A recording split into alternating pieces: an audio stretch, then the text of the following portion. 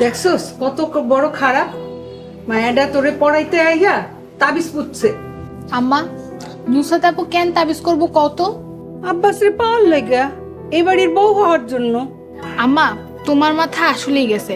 গতকাল তুমি আর আমি নুসরাত আপুর বাড়িতে নুসরাত আপুর লগে ভাইয়ের বিয়ার প্রস্তাব নিয়ে গেছিলাম। নুসরাত আপু সাফ সাফ মানা করে দিছে।